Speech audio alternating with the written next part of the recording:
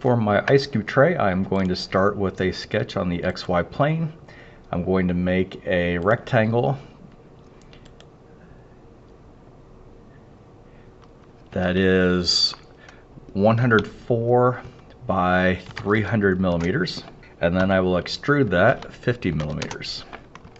Okay, so that gives me my base. Now I'm going to start cutting the holes in the top for the actual ice cubes.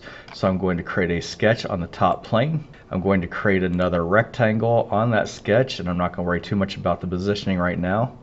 And I'm going to make this 30 by, actually, sorry, I'm going to make it 40 by 30. 40 by 30, hit enter.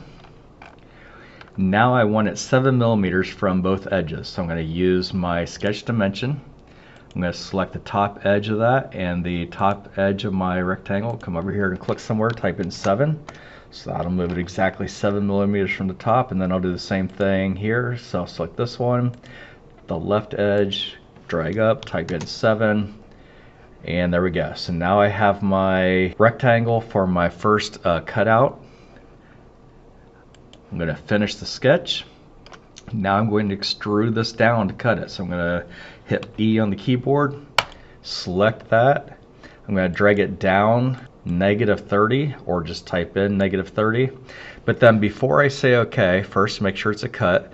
But I'm also going to add a taper angle this time, because if we just go straight down, ice cubes don't come out real well. We want it tapered a little bit. So for the taper angle, I'm going to set this to -10. And you'll see how that kind of tapers my cut inward. If I had done a +10, it would just taper it the opposite direction outward, but I want a -10. Okay, then I'm going to say OK, and that'll cut out the first one. And then the last part before I then repeat the pattern is I'm going to add fillets to all these inside edges. So go around and select your edges and then create a fillet for those.